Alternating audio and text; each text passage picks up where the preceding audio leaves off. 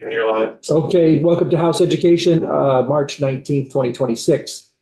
For the committee's sort of thought and planning purposes, we're going to look over some language this morning.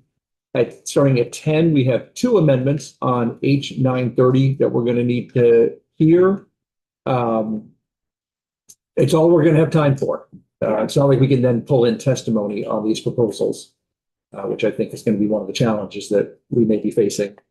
So we have two, and then we'll run through those at 10. We lose Legislative Council at 10:45.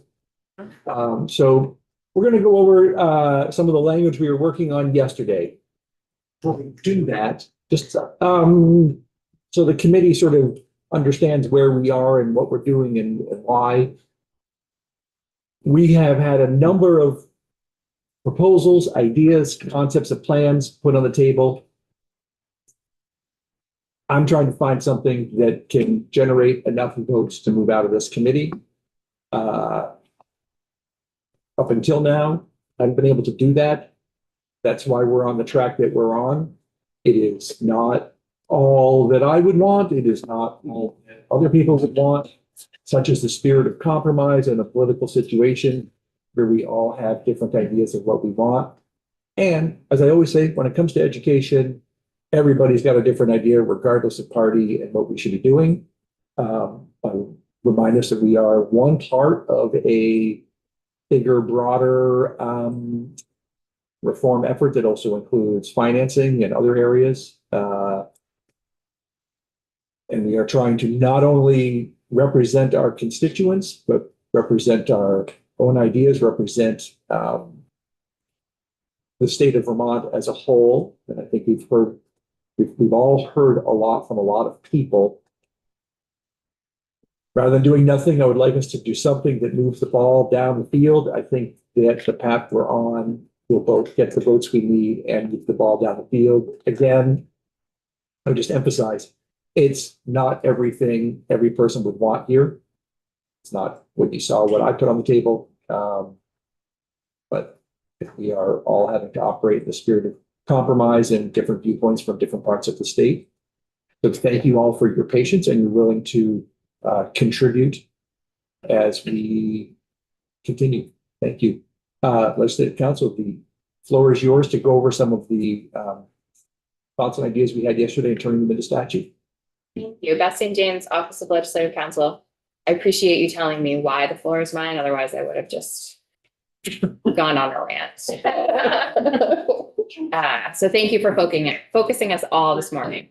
Okay, so what I have for you is draft 2.1 of a committee bill that I'm making an assumption will turn into your education transformation bill, which is why I have entitled it this. But so far, all we have is the work we've been doing on seesaws. So changes between last draft and this draft are in yellow. So we've made no changes to section 601, the policy section, no changes to the definition section in 602. 603, no changes here. No changes there. We are going to jump to page 6, line 16, section 604, powers of seesaws. So I will just say, I took pretty verbatim notes yesterday as you all were talking, and this is what I was able to put together from those notes.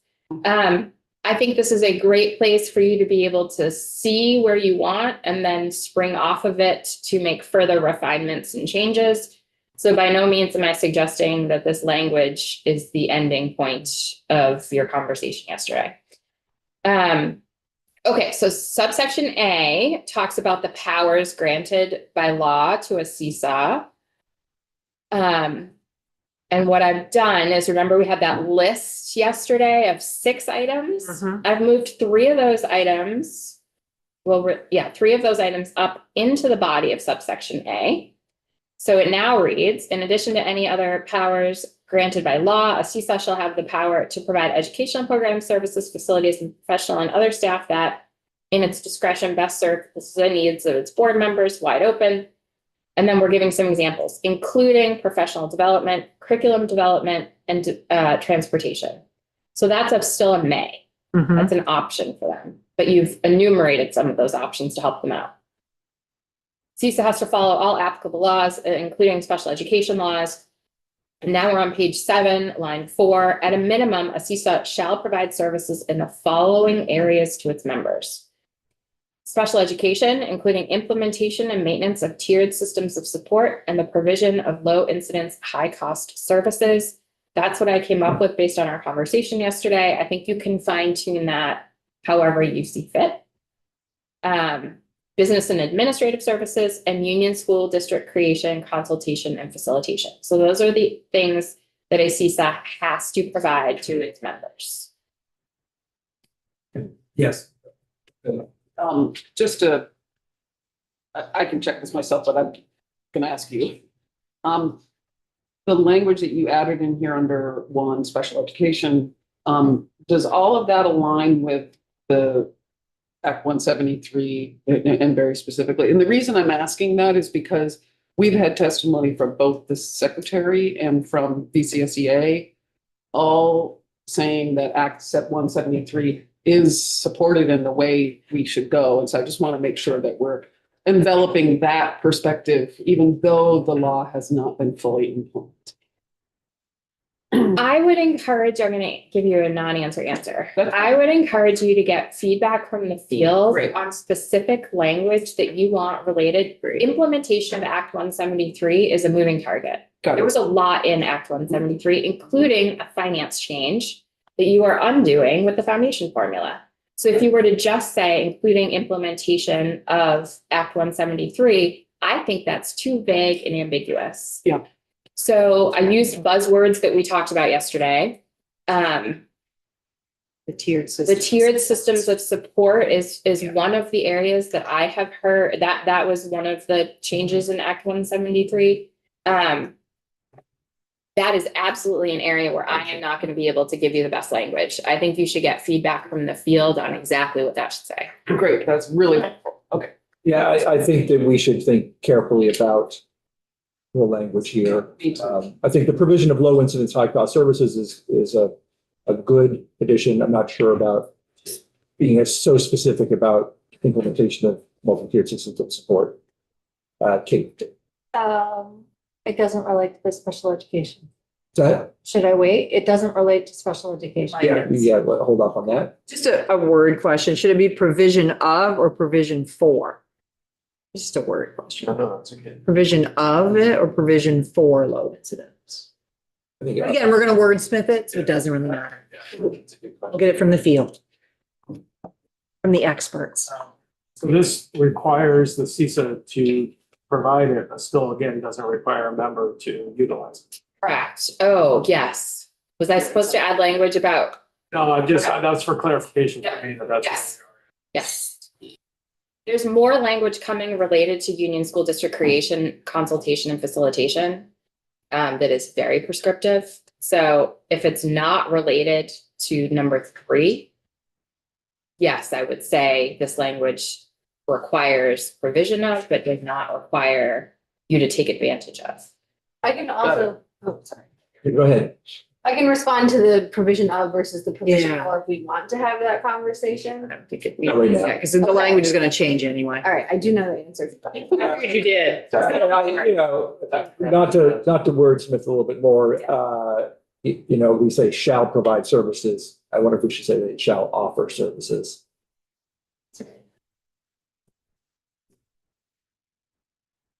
For or of? I think it needs to be the provision of low income service, because if we say The for, then the low cost, instant, high cost services, are you saying that those are the provisions, or are you saying that we are providing something in the instance of low? I just wanted a 1-word answer. Okay, well, I got it. okay. I'm gonna keep it. I hear exactly what you're saying, Rep. Yes. Hartzell. Yes. I hear it. Would it be, I know we're delving deeper, we'll get at some point, we have to, I wonder if it wouldn't be better to say, this is for the committee to discuss, at a minimum, a CISA shall work with member districts to provide services, or is that stating the opposite, since that's what the district is anyway? I think by saying offering services in the following areas, we leave it open to, are they the ones hiring someone who will be the employee carrying it out? Are they providing guidance to the school district in that area? Again, you have a BOCES that is up and running that may be a good resource for you on some of this language for what they would like to see in order to be able to function. Yeah. Okay. No further changes in this section. No further changes anywhere else in BOCES language. We're gonna jump all the way to brand new language. I'm scrolling past all these conforming amendments, changing. Oh, I should note, House Ways and Means is taking up an amendment to your miscellaneous bill today regarding the fees for background checks. Yeah. And in that amendment is an additional amendment to take out all the BOCES seesaw language from the miscellaneous ed bill. Great. Okay, so we're gonna jump to page 19, section 11. I'm sure that this could use some more work, but again, in order to provide you a starting point, I've added some language that is prescriptive about how the new seesaws you are creating get up and running. So within 30 days of the passage of this act, each member SU board of each seesaw shall appoint a person to serve on the board of directors. And then within 45 days of the passage of this act, the superintendent of the SU with the highest aggregate daily average membership of each seesaw shall call a meeting of the directors at which each seesaw board shall elect a chair and other necessary officers. Now they can run. But you have given them, and that timeline is all policy. I took it from, that is closely aligned, if not exactly aligned, with the timeline for a new supervisory union. If the state board creates a new supervisory union, then within 30 days, there's certain meeting, the first meeting is held, and then 15 days after that, I believe, is when they elect chairs and other officers, et cetera. So that's where I borrowed that timeline from. It's all policy for you. But I think without putting some sort of timeline in there, folks are gonna be left to their own devices as to how quickly they start moving on seesaw. And then page 20, line 4, we're out of the seesaw reader assistance heading, and we are now in a new reader assistance heading, Union School District Exploration and Formation. Just gonna pause for just a quick second.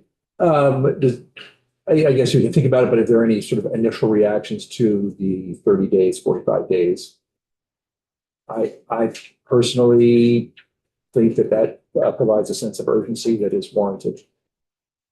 When do we expect, when are we gonna call for the passage of the, like when, is it, we're gonna be in the summer, right? Is it gonna be upon passage or is it gonna be We haven't gotten there yet. July 1st or whatever? It does matter. I would say we'll probably do July 1st. Certain times of the year and that's Right. busier than others. Right. I want us to get it. That's hoping that we will have passed the bill.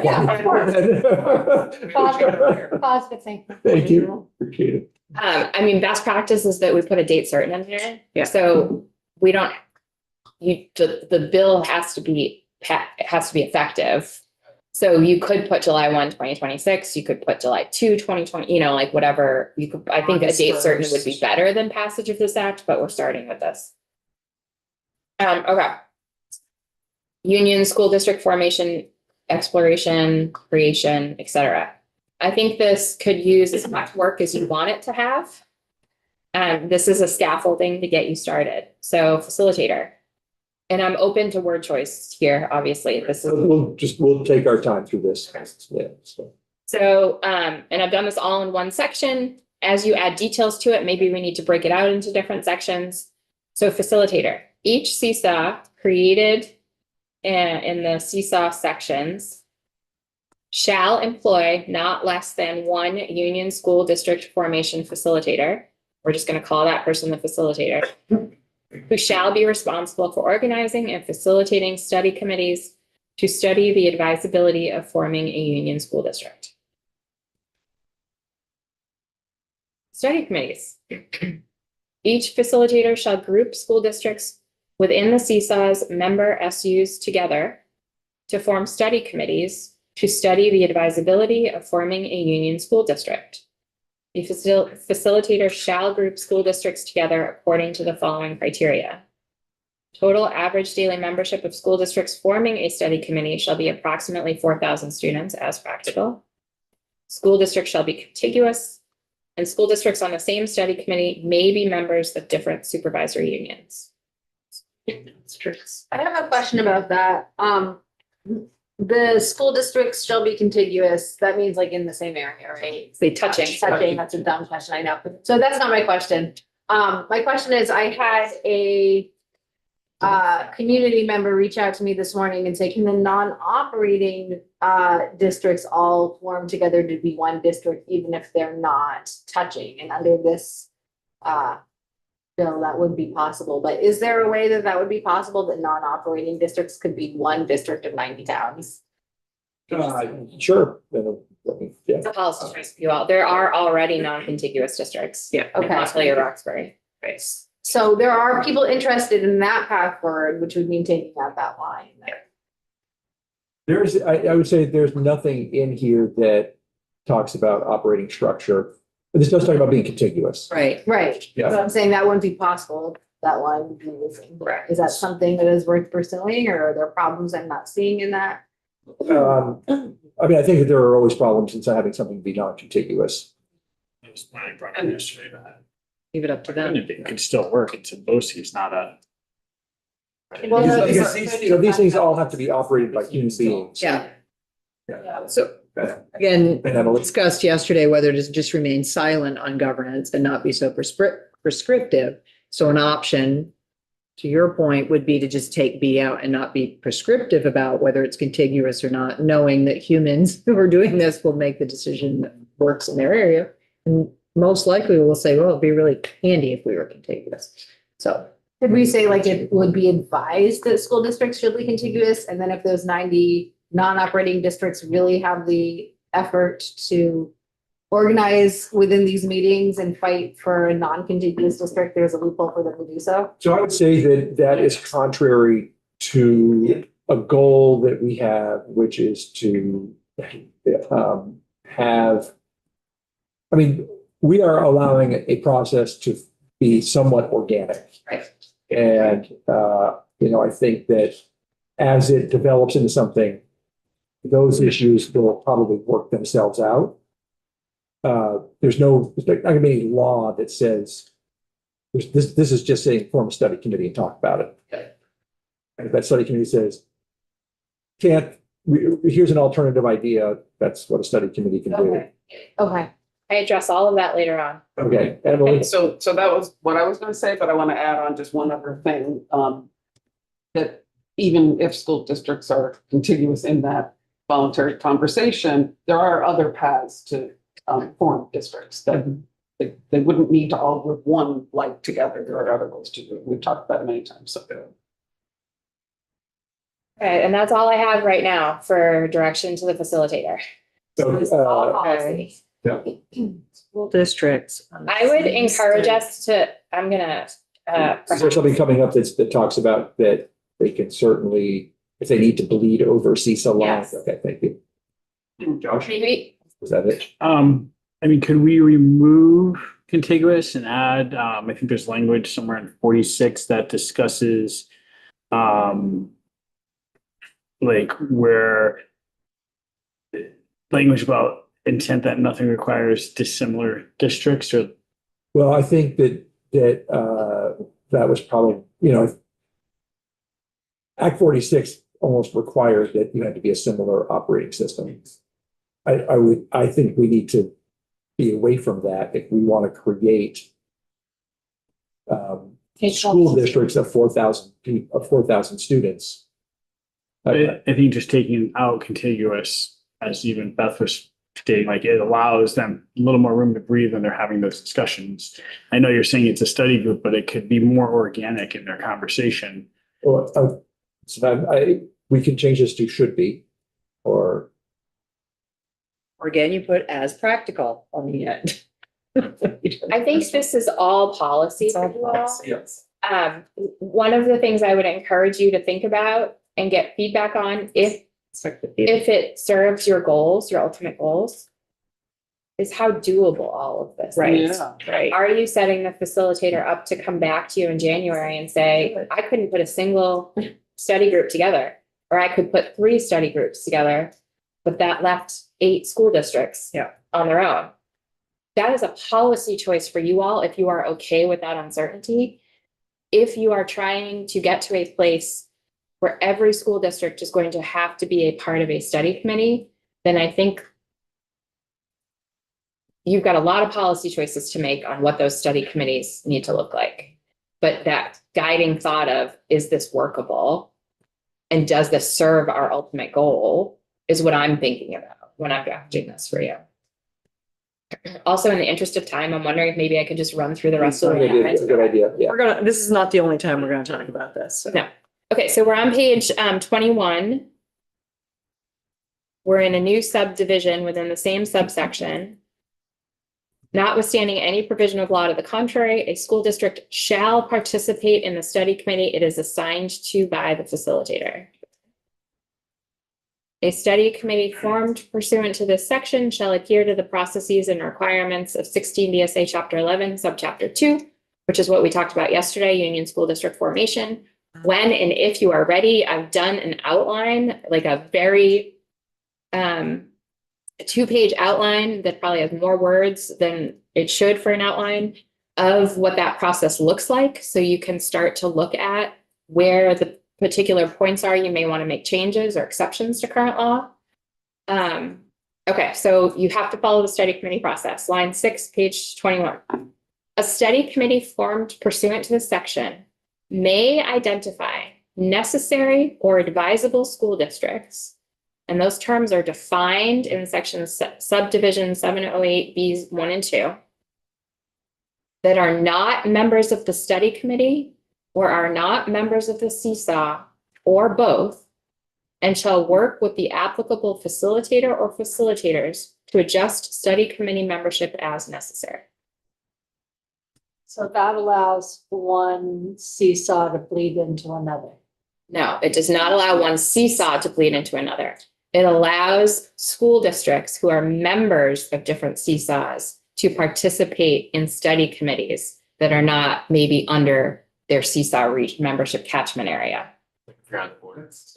This is not about seesaw membership. This is about Union School District study committees. And you're starting with Union School District study committees all living within their own seesaw membership catchment area. Mhm. There is already a provision in current law for what is a necessary school district to the formation of a union school district and what is an advisable school district to the formation of a union school district. Okay. And so if a study committee is working and they say, you know what, this neighboring school district that's a part of this other seesaw really would fit nicely in here, they can identify it as either necessary, which means the union school district does not form without it, or advisable, meaning if the union school district does form, it would be nice if they joined. And then the facilitator or facilitators would be responsible for facilitating those study committee membership changes.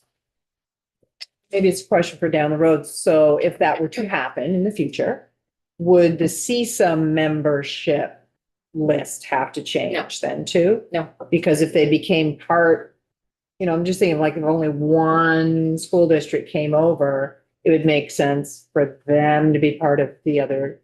There are so many repercussions Yeah. for what new school districts, like the chain of reaction that will be set Right. off by new school districts. We haven't gotten there in this draft yet. I'm thinking that it's way down the road. You're gonna want to report, you're gonna want Wait a to figure minute. out, you're gonna want to give the state board direction to adjust supervisory union boundaries. You're gonna, only you can change seesaw membership because it's set in statute. Right, You're gonna want report back on all of this. I haven't built any of that in Okay. yet. that's fine. It does seem though, like to your point, that Down the once those are set up. mechanism. School district would need to be part of a CISA that their supervisory union. Yes. Part of. And also that this conversation of a school district changing CISAs would actually involve two CISAs to do that, because you can't just kidnap a school It district. would actually only involve you doing something. So this section, you are all bringing up excellent points about the chain of reaction that will be set off if union school districts are ever formed. Yeah. We haven't even gotten through Right, so that's a the question. for another day. process of how to get to new union school districts. Yeah. And so subdivision B here is the only other new language here, and that just requires that in addition to chapter 11, subchapter 2 requirements for what the study committee is required to do and analyze, that they're also required to explore the advisability and feasibility of the new union school district, including a regional middle or high school or both. A regional middle or high school contemplated pursuant to the section shall offer resident students increased educational opportunities and access to career technical education. You need to beef that up, like that could use some work. I just took my verbatim notes from yesterday and put them in here. This is a starting point based on your conversation yesterday. I think it's a decent place for you all to start. So I just want to remind us what I consider to be keeping our eye on the prize here. And that is, we are trying to build, and we are doing it from a less mandated and a much more sort of ground up process. Sounds like So no, rather than sort of state mandated newer, larger districts. Hearing many of the concerns of many people, including members of the committee. This is using a system that already exists in law. Much of it already exists in law in order to do this. However, I just want to keep our eye on the prize, which is we want to drive the conversation towards more consolidation in order to gain efficiencies and scale that will provide a way to help control costs and provide more opportunity for students by larger regions being able to act more strategically within their governance area in order to address many of the challenges that we continually talk about. So just want to always keep us remembering that, as opposed to like, oh, my district, would probably be happier here, or, sort of the little, if we have sort of smaller geographical thoughts or concerns, I would like everybody to put those in terms of the goal here that we're trying to reach.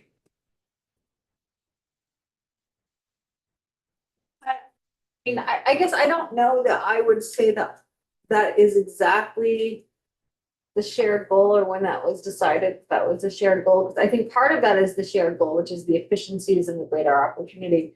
But I think that by putting the phrase guiding towards consolidation first, like, I don't think there's mass agreement that consolidation is the way to get there. And so like, I sort of feel like that's backwards. Like, the efficiency is the cost savings and the greater opportunity. And if that's through consolidation, then we're providing a process. to Well, I do think that. we But are- in some cases, it may not be through consolidation. that's where the flexibility comes in. That's it. That's why this is a bottom up. I know, I just want to make sure people don't, feel like we are tricking them into saying, tricking them by saying, here's a path forward, and really it's just a masked way to force consolidation later. No forcing it here whatsoever. Okay, well, we need to be very clear about that, that this may not end with them consolidating, if that is their will. I mean, in terms of the forcing or what happens at the end of this, if it goes nowhere, we're going to talk about that. Conversation. I don't think it will go nowhere. I think that there are a lot of regions that are on board and ready, but I think that there are other people that have a huge distrust of us because of the way that Act 73 all went down last spring. And I'm already hearing that do see this as sort of a trick.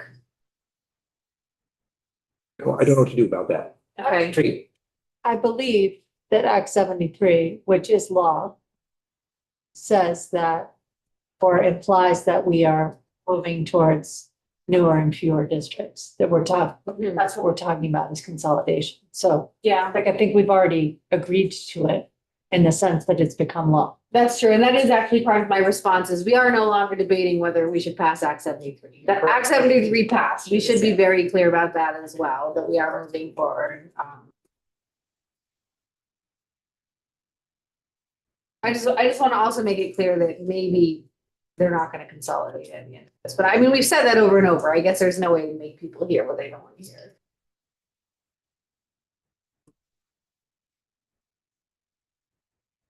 We just have the status quo.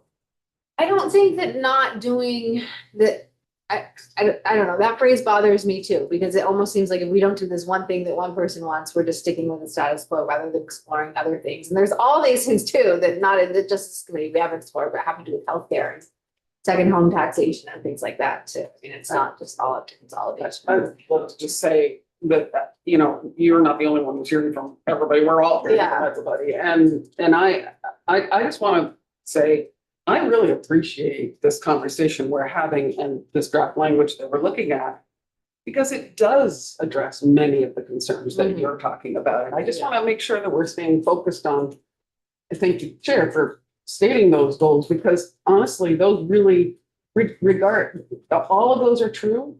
And we're trying to find a more voluntary, collaborative path to get to our goals. Yeah. And so I just want to make sure we don't lose sight of that. No, I think in many ways, this is exactly what people are asking for. They wanted local control in this decision making and, you know, this includes that, so.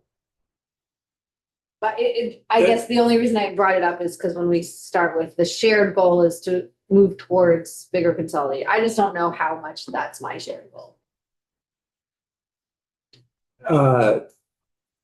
You know, I would also just sort of say, you know, this is a path that we are going down, not just the whole sort of using CISA as a way to save money and facilitate conversation and provide shared services. Is something that, you know, we already have had, I would say, fairly strong support from the redistricting task force. We had the campaign from Vermont people come in and think it was the best tool ever. I've heard other sort of conservative commentators saying that this is the way to go.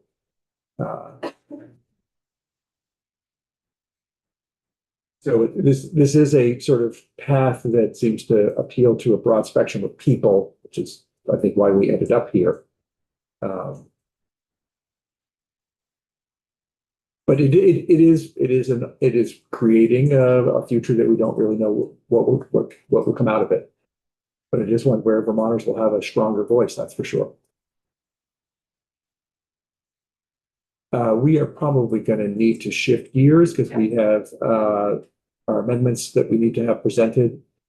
You're looking for further. Yes, any feedback for moving forward?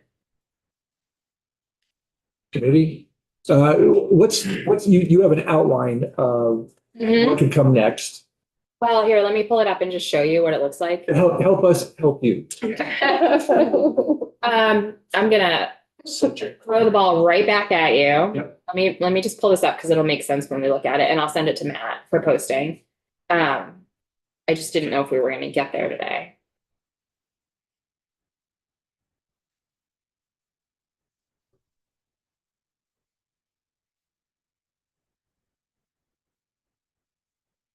What I am contemplating, and a little bit of what we talked about yesterday, was right now you've deviated from law a little bit in that you're not saying voluntarily find each other, right? You are mandatory, you are requiring someone else to put folks together on a study committee. and you are requiring participation in that study committee. And that study committee is going to set off a whole chain of events. And so I'm wondering if you want those chain of events to occur organically as they would under current law, or if there are places where you need to, or you want to change what current law would require or add to what current law would require, et cetera. And so, for example, so all of those would be policy choices, right? So for example,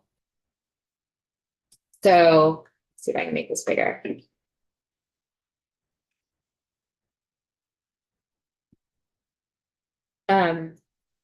Budget and membership of the study committee, you've already taken care of the membership piece. Budget is proportioned to, but actually budget and the number of people sitting on the study committee are proportionate to, and look at this nice outdated language here, equalized pupils. We'll say ADM, for all school districts participating in the study committee. Do you like that? Do you want it to be a certain number of people from each seat, or are you happy with the status quo? Is there a maximum number in there? Study committee budgets. If the budget exceeds $50,000, it has to be approved by the voters. You are requiring mandatory participation. This may be an area where you notwithstand law. There's formal versus informal participation. Because you're contemplating under current law, this one group in this one region doing this at one time, you have the whole state doing this at the same time. And we haven't even built in timelines here. Like, when does the first study committee, like when does the facilitator need to make all of those assignments, et cetera? So like maybe the concept of informal participation, do you want to allow dual formally participating in one place and then appointing school board members to informally participate somewhere else where there might be a difference of opinions of where a school district would best fit? The staff of supervisory unions provided administrative assistance, and the Secretary of Education is required to cooperate with the study committee and is authorized to make agency staff available to provide technical assistance to the committee. Do you need more technical assistance? This is all happening at one time. That may not be possible. Do you need to provide money, people, both? Where are those people living? Are they living in the seesaws? Are they living at the agency, et cetera? Committee decisions are reached by a majority of all members present and voting. That's another policy area, present and voting. What happens if, you know, I don't know, but that's again, another necessary and advisable school districts. This is where they are. Remote voting? It doesn't necessarily say open meeting law applies, so I don't know what the open meeting law requirements are off the top of my head. So if they apply, if open meeting law requirements, I'm sorry, we'll figure that out. Okay. Necessary and advisable school districts are defined here. You may want to look at those definitions, see if you need to tweak them for the purposes of this specific situation. So if a study committee determines it is advisable to propose formation of a school district, it shall prepare a report analyzing the strengths and challenges of the current structures of all necessary and advisable school districts and outlining the ways in which a union school district promotes the state policy set forth in section 701. What else do you want them to do? The study committee is also required to prepare proposed articles of agreement that is laid out very specifically in statute of what those articles of agreement need to include. Do you want to make any changes there? And they could be forever changes, or they could be temporary changes specific to the situation. If a study committee determines it is inadvisable to propose formation of a union school district, you're all done. Do you want to let that happen? Or is there another stage? Local school boards get to review the proposed articles of agreement and report, and they can provide comments, but the study committee has the sole authority over the contents of the report. Are you happy with that? The report and proposed articles then go to the secretary who submits them to the state board with recommendations. Do you want to put timelines around those? The agency and the state board is going to be inundated potentially. Even more so if you make changes to what happens if a study committee says it's inadvisable to go forward and you still want something to go to the state board and the secretary. Then the state board considers the report and the proposed articles. It has to give the study committee an opportunity to be heard, and may ask the secretary, the study committee, or both to make further investigation, and may consider any other information the state board deems pertinent. Are you okay with leaving that open? Or do you want to limit the state board to just what they have in front of them? All policy may request that the study committee amend the report and the proposed articles, or both. Do you want the state board to continue to have that power? And then this is the state board is required to approve formation of a union school district pursuant to chapter 11 if it makes these findings. Are you happy with these findings? Do you want to make any other findings? Then the chair of the study committee sends a final report to the clerk of each school district, and then there has to be a vote of every school district that is deemed necessary to the formation of the union school district. All of those votes have to be held on the same day. They're by Australian ballot. Look, I didn't. Sorry, just a clarifying question. That vote is of all the people, not just the members of the school boards, correct? It's the school, it's the electorate. Okay. Yep. All right. But that is again, that is a policy choice for you all. The vote to elect initial members of the union school district happens at the same time as the vote on whether or not to form the union school district. And within chapter 11, it spells out all of the different types of representation. The proposed articles of agreement that the study committee has put forward and that the state board has approved should list what that representation model is. Are you happy with them picking from the 3 that are in state law? Do you need to limit that?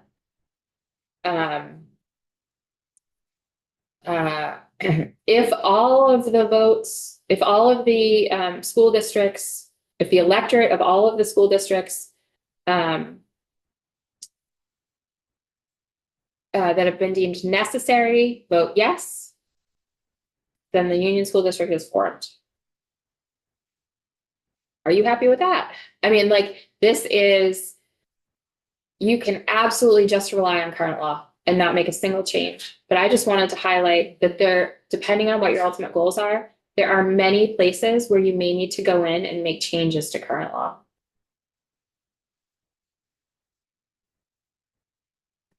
Okay, that's really helpful. If you could share that document with anybody who wants on the committee, that would be great. Yeah, definitely. I'm gonna send it to Matt for posting. Okay, great. Yep. I think that I would like everybody to really look at that document and think about it. The Act 46 process, cumbersome, long, I would say doesn't move all that quickly.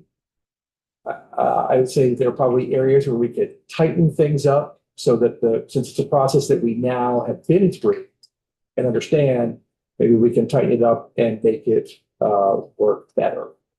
So please think about it, look at it, think about it. Kate? Matt, I would like a printed copy of that. There are others who might. We can make 11 printed copies. Thank you. I can write on it. Thank you. Great. So that's really helpful. Thank you. Yes. Well, thinking out loud, I wonder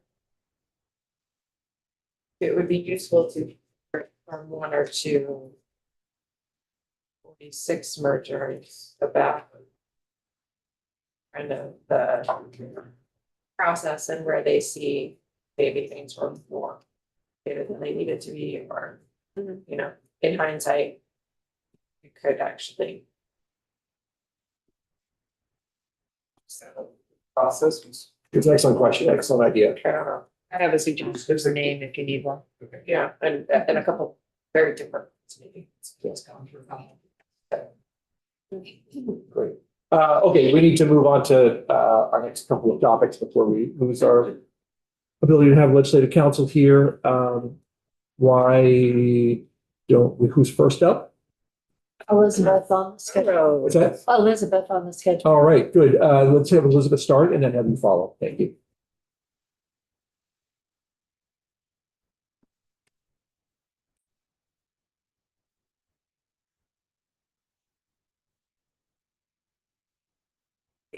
Representative Burrows, welcome. Joining us this morning. Thank you for inviting me to come in. This amendment is posted under today on our website for those who are looking for it. How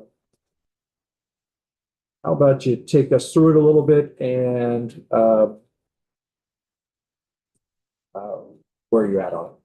Okay, so in 2023, there was passed out of this committee a bill that pertained to, it was the school safety bill, and it talked about safety plans.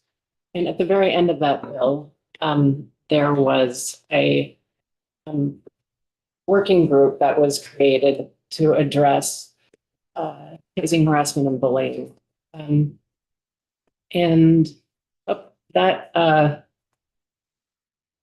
That working group, I attended every single meeting of it. One of its charges, it had 3 charges, and the charges were, it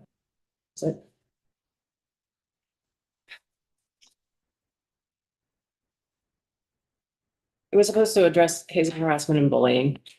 It had 3 charges. The elimination of the severe and pervasive, that they were supposed to explore. One was the elimination of the severe and pervasive standard for harassment and discrimination in educational settings. Another one was the resources that are required for schools to develop harassment prevention initiatives, as well as supports for students who use harassment. And the third area was the compulsory educational requirements for students who have been victims of harassment. The working group was asked to come back with recommendations to this committee about how to approach those subjects. I attended every single meeting of that working group. It was extremely contentious and difficult. They had difficult work. They were not able to, they had a report that came out of it in January 2024, which was presented to this committee in February of 2024. And I'm just going to read very quickly what it said, what it recommended about compulsory educational attendance requirements. So because the committee or the working group was, had a lot of very, very strong opinions floating around, the recommendations that came out of that working group were extremely low-hanging fruit. It was what these recommendations were what they could agree on. So for compulsory educational attendance requirements for students who have been victims of harassment, the working group deliberated on the mandatory attendance requirements for students who have experienced harassment and the associated challenges when students do not feel secure returning to school. In response to this issue, a subcommittee was established and conducted multiple public comment periods to gain deeper insights. Despite a relatively low turnout for the hearing, one particularly impactful story resonated, corroborating experiences shared by members of the working group. The toll on mental health due to bullying and harassment is profoundly debilitating for many students. It is recommended that due consideration be given to cases where students may be facing mental disabilities that impact their ability to attend school. It is important to emphasize that the intention is not to penalize victims of harassment or discrimination by compelling their attendance when they are not emotionally prepared. Likewise, there was a discussion about being cautious not to create a situation where students are inadvertently missing out on educational opportunities and activities due to unaddressed issues. Striking a balance that supports the well-being of students while ensuring their access to education remains a priority. Recognizing the diversity of student needs, the working group proposes a nuanced approach to compulsory attendance. A one-size-fits-all strategy is insufficient.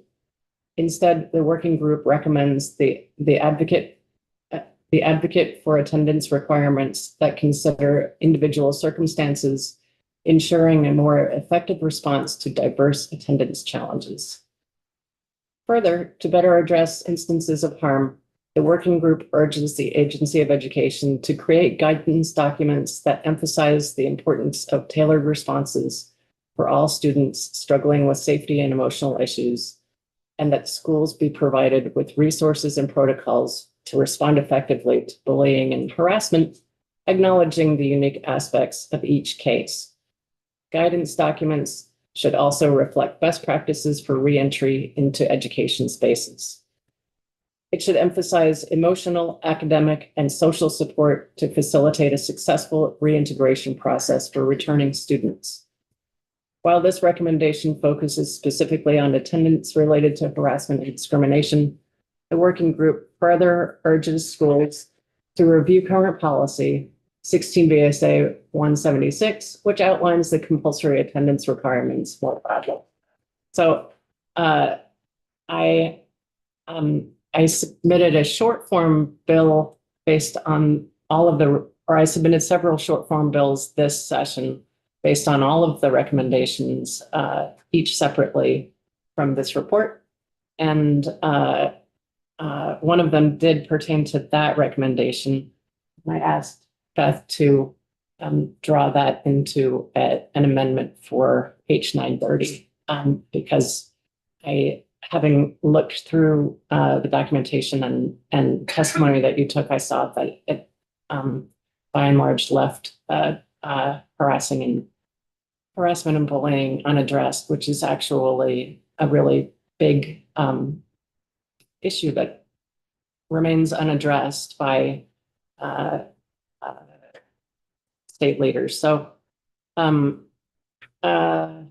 so this amendment does endeavor to address a piece of the result of hazing, harassment, and bullying, but it also honors the very difficult work that working group did do. And so that's what it is.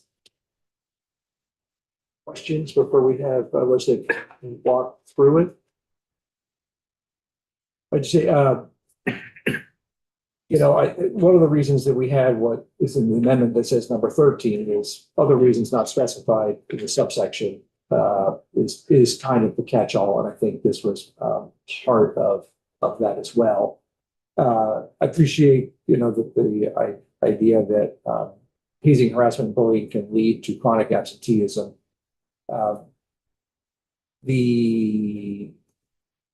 Starting on line 13, the rest of this is much broader than the bill which is specifically tailored to chronic absenteeism. And I'm just not sure we can respond effectively without testimony. I'm not sure we have time for testimony. Just want to float that out there, but appreciate you continuing to raise this as an issue. My thought and I asked about it yesterday on the floor, if you recall, but my thought was that actually, rather than having hazing, harassment, and bullying be included in a catch-all, that actually enumerating it separately does several different things. One of which is signals to families and students who have had their safety and mental health compromised by hazing, harassment, and bullying that we acknowledge that this is a thing and we endeavored to touch upon it. And secondly, again, these are taken straight from the working group that was enacted in 2023. So that working group did take a lot of testimony and had a lot of discussion on this subject matter. Was it Brady? Was it AOE on that working group in any capacity? Yes. That working group consisted of The Secretary of Education, the Executive Director of the Human Rights Commission, the Executive Director of the Vermont Network Against Domestic and Sexual Violence, the Executive Director of the VTNEA, or designees for all of these, the Executive Director of the VSBA, the Vermont Principals Association, the Vermont Superintendents Association, Outright Vermont, Office of Racial Equity, National Association of Social Workers, Vermont Legal Aid, the chair of the Hazing, Harassment, and Bullying Prevention Advisory Council. It was like the HHB Advisory Council plus a few extra. You know, as I said to me time after time, lists always make me uncomfortable because everybody's gonna have another thing they want to put on the list. That is, again, this is why we sort of have the catch-all at the end. You know, I sort of appreciate the heightened awareness you are trying to provide for when it comes to what may be an excusable absence. I appreciate that. I think that's why we have to catch all. It's just the further section that is a much more. I'm just not quite sure what to do with it because it's got a lot. It's got to do with a lot more than just chronic absenteeism. And I'm a little concerned about sort of forging ahead with something like that without us having some testimony. So what I would say is, if this committee votes not to move ahead with the amendment, I hope that that is not seen as any dismissal of these concerns, but more of one of timing and ability, given the way the legislative process works. But the lovely thing about the legislative process is there's a whole other half to it that where there's more opportunity to refine and perfect. So when the miscellaneous ed bill goes to the Senate, if the Senate saw. Sorry, that's what I meant. Yes, the chronic absentee bill. The Senate could then, if they wanted to, take the testimony that would be necessary to put They this are in. welcome to amend our bill to their heart's desire. Thank you very much. Is the first, next question, the first instance of amendment, is that just a technical? Or striking out the word, or you're gonna walk us through it, right? Is that what? Beth? Anything else? We talked about the other two. Thanks very much. Thank you. Okay, we'll do a quick walk through. Whole bill. See what that means.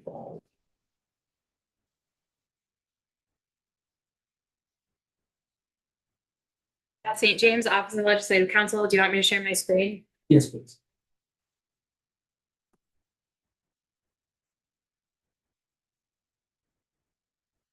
This is an amendment to H 930 as introduced. The first instance of amendment is exactly that. You are adding a provision to the list, so the or is no longer in the right place. So we have to strike it on subdivision 11 and then add it back in the second instance of amendment. The second instance of amendment is substantive.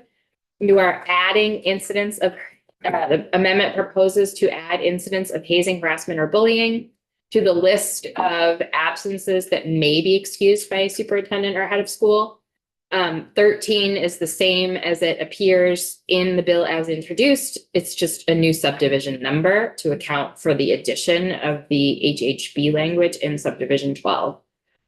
The 13th instance of amendment is an amendment to subsection 1124A, which is the model policy statute. So after the words prevention of chronic absenteeism and truancy, referring to the development of the model policy, this amendment proposes to add the words. So essentially it would be the model policy. AOE is required to develop the model policy related to the prevention of chronic absenteeism and truancy, comma, which shall include guidance that emphasizes the importance of tailored responses to all students struggling with safety and emotional issues and shall emphasize emotional, academic, and social support to facilitate a successful reintegration for returning students. The policy shall include protocols to respond effectively to bullying and harassment, acknowledging the unique aspects of each case, including best practices for reentry into education spaces. So the effect of this amendment would be that the model policy has to take in all of this into account. And that is the only changes that this amendment proposes to the bill. Questions for legislative council? Thank you. Let's move on to the next amendment. Representative Chapin, come join us at the table if you would. Thank you, Ella Chapin, Representative Blair. Appreciate you all taking a little time and what is, I know, very busy morning for you on other topics. My concerns around H 930 have to do with, I'm just really concerned that we might be preventing chronic absenteeism could negatively affect certain students with developmental disabilities. This actually sort of overlaps a little bit with what you were just talking about, but it's more aimed at students who are who have a developmental disability, whether that has been diagnosed or not, frankly. But obviously, when it's been diagnosed, there are other protections in place. But many students are not diagnosed and don't necessarily have a 504 or IEP. This comes from my personal experience. I mean, this is not my area. None of this is my area of expertise. So I just come to you as a representative who has a student with a developmental disability that has greatly affected school attendance.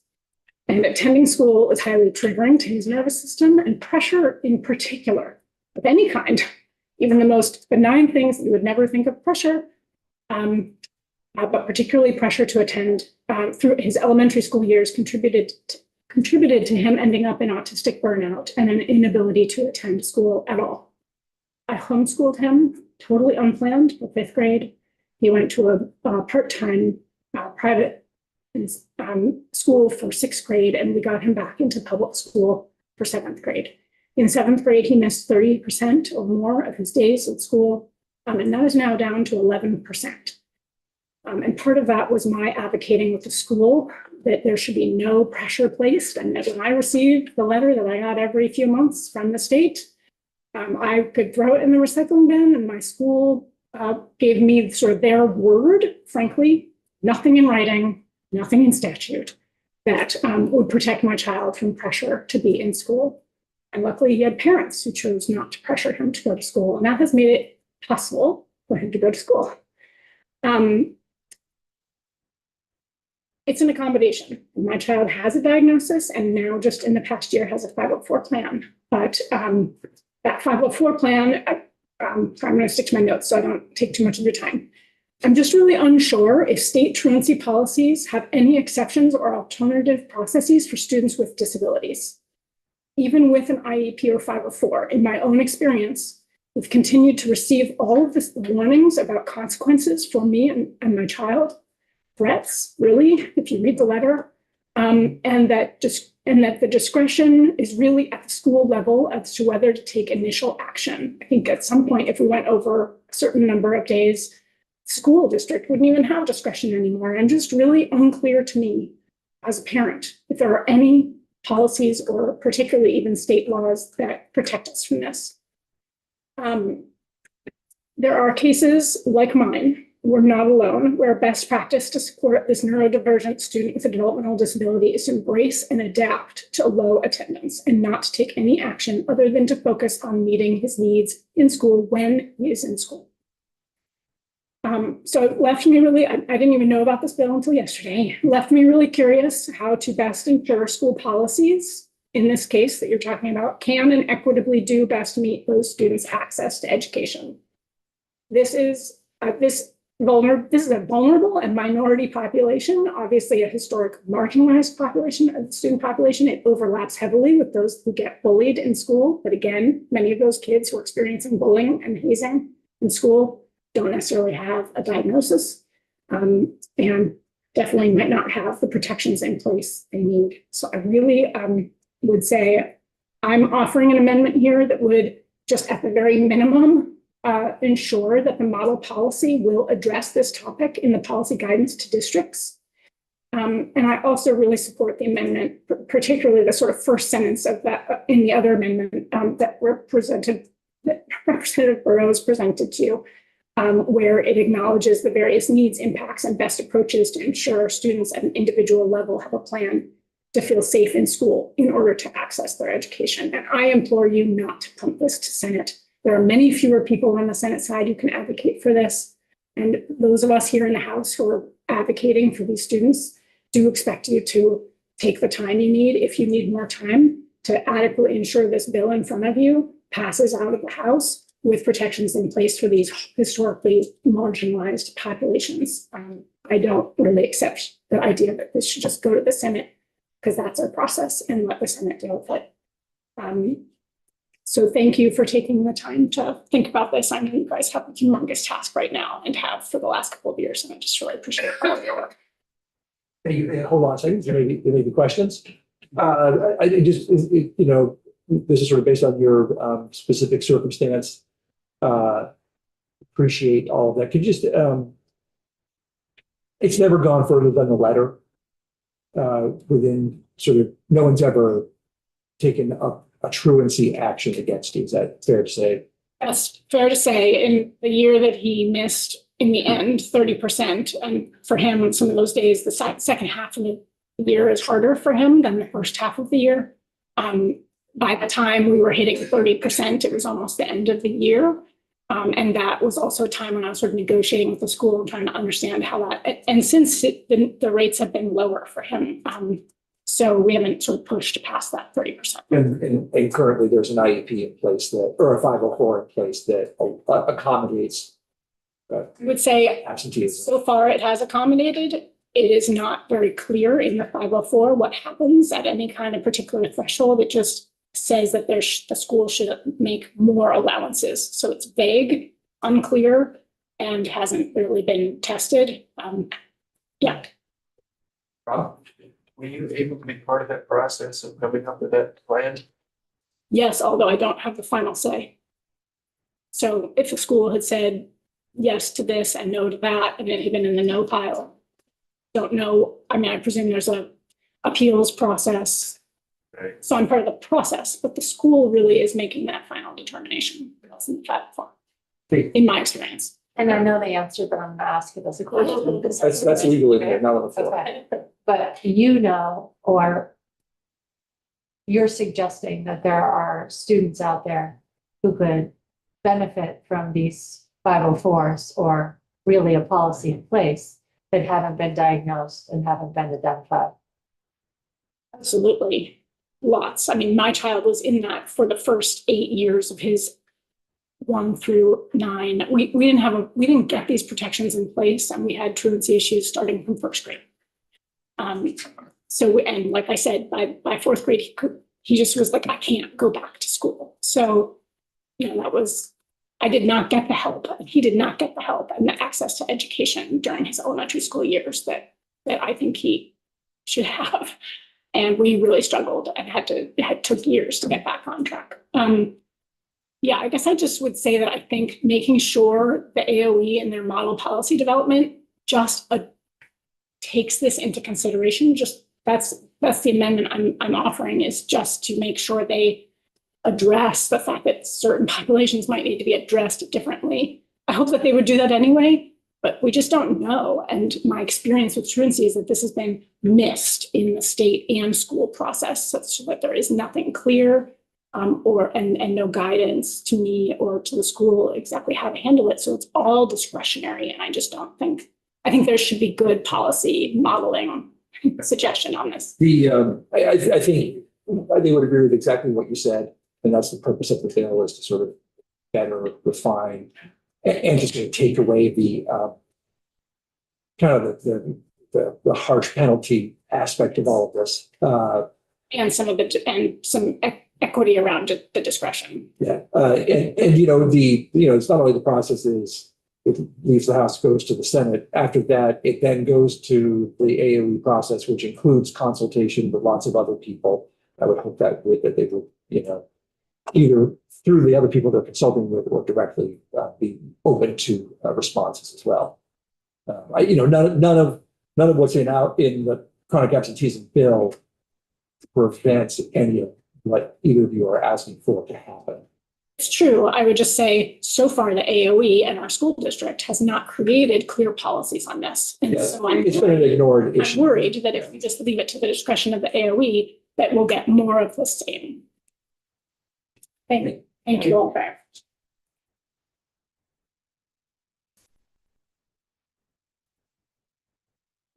Of St. James, Office of Legislative Counsel. We're also looking at an amendment to H 930 as introduced. This language would appear in the same section of the bill that the third instance of amendment of the previous amendment appears in. So the model policy section in subsection 1124A. So AOE shall develop a model policy regarding the prevention of chronic absenteeism and truancy. And this amendment proposes to add, comma, which shall include specific provisions for how to address the absence of a child with a disability, as that term is defined in subdivision 2942(1) of this title, which is the definition section of your special education chapter in Title 16, in accordance with applicable state and federal law. So that's going to sweep in any other state law that would be applicable and all of the federal laws related to students with disabilities. Questions? I would just say to the committee, I think these are incredibly well-intentioned, thoughtful amendments. We are up against the sort of reality of process and time, and I always live in great fear of unintended consequences. So I put that out there. I don't know if anybody else has anything they want to say. We will take a break and then come back, and then we'll vote on the amendments. Yes. Yeah, I mean, I think this has already been said, but just thank you for that orientation to where we are in the process in terms of, with this bill, we're setting in motion a process for the agency to come up with a model policy and agree that the issues that we're talking about here today are important, but personally, I'm comfortable leaving that to the agency process and would have hoped that there is an in-depth exploration and conversation with parents and advocates, and particularly with the field about what this should look like. I'm just going to add to that. It's not just that the AOE is coming up with a policy, it's in consultation with many, many partners, including we just added School Counselor Association to that list as well. That's right. We just add that as well.